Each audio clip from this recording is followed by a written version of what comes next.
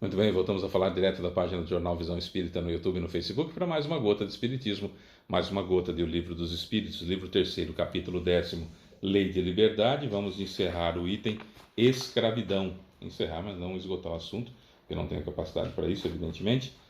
Questões 831 e 832. Se você puder compartilhar, curtir e comentar esse vídeo, você ajuda na divulgação da doutrina espírita. Desde já, muito obrigado. Questão 831. A desigualdade natural das aptidões não coloca certas raças humanas sob a dependência de raças mais inteligentes? Resposta: sim, para elevá-las, e não para embrutecê-las ainda mais através da servidão. Durante muito tempo, os homens consideraram certas raças humanas como animais trabalhadores munidos de braços e mãos e por isso acharam-se no direito de vendê-las como bestas de carga. Acreditavam ter um sangue mais puro. Insensatos que não enxergam além da matéria. Não é o sangue que é mais puro ou menos puro, mas sim o espírito. Essa ideia, como eu disse no vídeo anterior, foi corroborada pela Igreja, que dizia que o negro, por exemplo, falando da escravidão negra, que o negro não tinha alma. Mas ainda assim, qual deveria ser o ensinamento de uma igreja que representa ou representaria Jesus na Terra? Olha, embora não tenham alma, não são animais e devem ser trazidos à cristandade. Devem entender o cristianismo, devem entender o Cristo. Então, quando se tem uma diferença, uma desigualdade de aptidões entre uma raça e outra, entre um povo e outro, é para aquele mais inteligente trazer para cima o que está abaixo e não para subjugá-lo ainda mais. Isso é natural que nós entendamos. Ah, Fábio, mas naquela época já tínhamos os ensinamentos do Cristo ou não? Tínhamos. Já tínhamos. Ou não? Os povos que escravizaram os negros não eram católicos? Eram. Era lá. Tinham conhecimento do Cristo? Sim. Era lá. Era então para trazê-los, se inferiores fossem. Certo? Trazê-los para cima. E isso custou um bom tempo de escravidão. Aliás, por que é que, via de regra, a escravidão dura um bom tempo? Porque aquele que plantou tem que colher. Tem que sentir na pele o que fez para sair daquela situação. Para não fazer mais, para criar aversão aqui dentro àquele mal.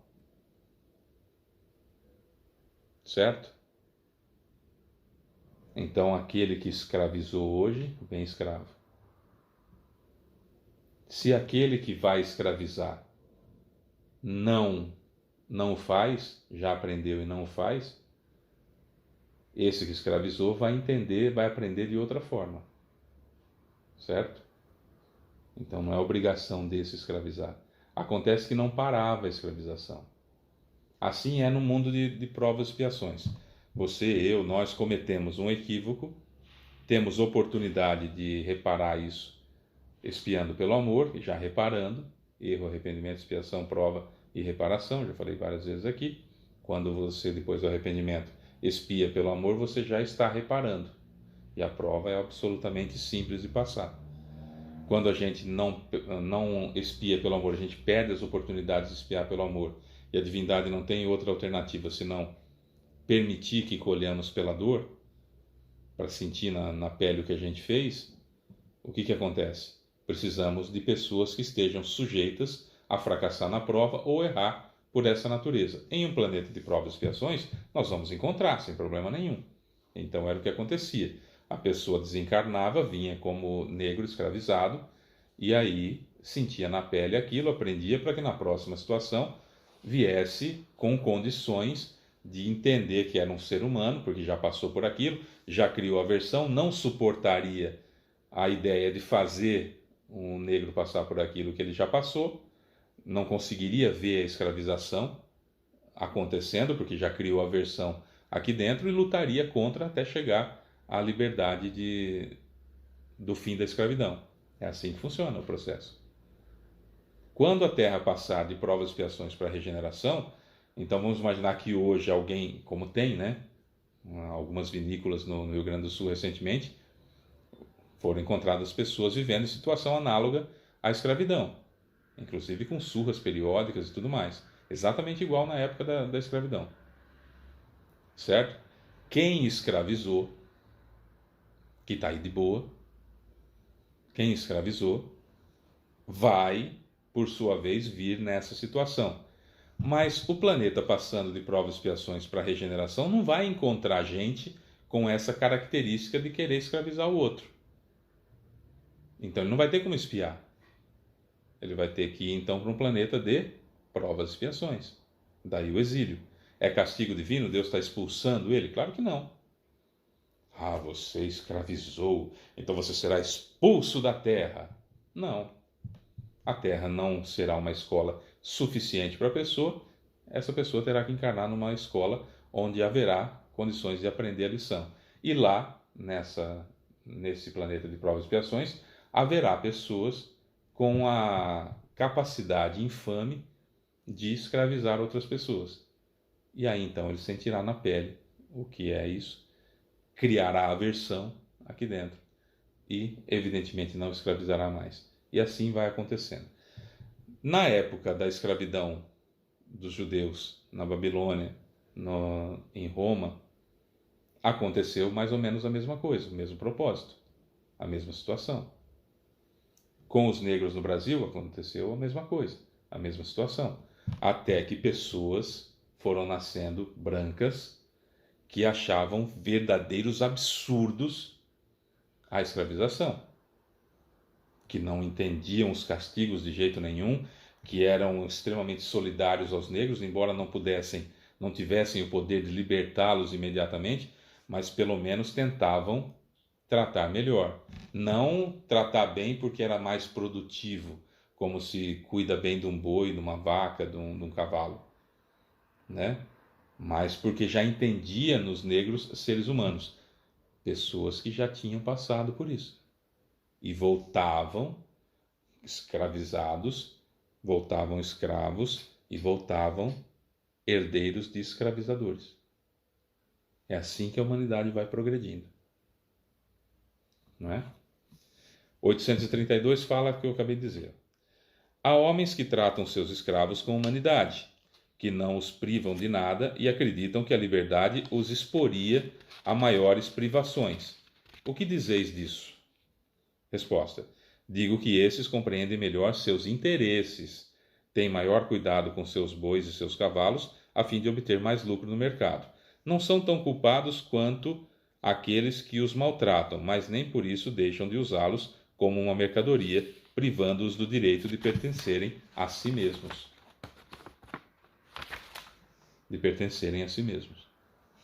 Certo? São menos culpados porque não têm a violência, mas são culpados pela escravização. Aqueles que não têm o poder de libertá-los e trata-os bem e tenta convencer os outros de que são seres humanos, esses já passaram pela escravidão. Aprenderam e voltaram com esse intuito, com esse objetivo. E isso vai de geração para geração, não é? De geração para geração, e demora cerca de 400 anos. Certo? Então não se engane. Muitos foram escravizados. Inclusive aqueles... tem no livro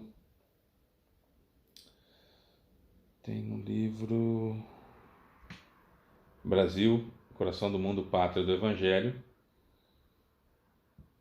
uma instrução de Jesus acerca daqueles que estavam desencarnados há muito tempo e que precisavam encarnar para serem subjugados na forma de escravidão, no começo da escravidão no Brasil, que eram pessoas muito atrasadas ainda e que precisavam ser domadas na força da sua rebeldia. E Jesus então diz: se esses daqui, esses portugueses que estão chegando no Brasil, fracassarem na prova da escravidão, esses podem passar pela escravidão porque têm débitos para sanar. A partir daí é uma roda de vingança e de evolução de cada um. Tudo é pensado. Tudo é pensado, nada é por acaso. Quem foi escravizado precisava passar por isso. Mas quem escravizou não tinha o direito de fazer isso. Fábio, mas como assim? É tão confuso? É simples. Eu não tenho direito de fazer o mal para ninguém. Se aquela pessoa que fez o mal precisa colher o que plantou, é problema dela com Deus, não é meu. Não é meu. Quem infringiu a lei divina natural é a pessoa, não tem nada a ver com isso. Eu sigo a minha vida. Se eu faço mal para essas pessoas, eu só vou conseguir fazer mal para elas porque tem no planejamento encarnatório delas a autorização, caso alguém fracasse na prova, elas podem colher, que é uma forma delas melhorarem, mas eu não tenho direito de fazer isso. A frase do Evangelho que explica isso é: o escândalo há de vir. Ou seja, a pessoa tem que espiar o que ela fez. Mas ai de quem por intermédio dele vier. Certo? Porque a lei divina natural se encarrega de resolver a questão. Não precisa eu ir lá. Como a pessoa tem um débito bastante grande no passado, tem lá uma ressalva no planejamento encarnatório dela que se alguém fracassar na prova, ela já aproveita para quitar aquilo que está lá. Mas essa pessoa aqui é culpável e criou no planejamento encarnatório dela próximo o mesmo adendo que tinha no outro. E um planeta de provas e expiações só vai modificar quando pararmos de ser a causa do escândalo, né? Aquele que tem expiação, ele que se vire. As minhas expiações eu que me viro para me livrar delas. Não preciso de ninguém ficar fazendo eu pagar por isso. Percebe? O escândalo há de vir, mas ai de quem por intermédio dele vier. É exatamente assim que funciona. Ah, Fábio, mas esse sujeito já perdeu oportunidades de expiar pelo amor e não achou ninguém para ele expiar pela dor. A divindade dá um jeito e coloca outras situações e outras situações até que ele expie pelo amor. Não precisa da gente fazer ninguém para expiar. A divindade não precisa de nós para o sujeito expiar. Não precisa. Certo? Ah, mas se eu fiz os outros escravo, como é que eu vou fazer se ninguém me escravizar? Você pode, por exemplo, nascer numa família tranquila, que quando você tem 10 anos de idade, por exemplo, seu pai morre e sua mãe fica de cama. E você vai fazer de tudo para sustentar essa família, para cuidar da sua mãe, para cuidar dos seus irmãos, vai se sujeitar a tudo quanto é tipo de trabalho que você puder e vai fazer todo o possível vivendo única e exclusivamente para essas pessoas, servindo a sua vida inteira.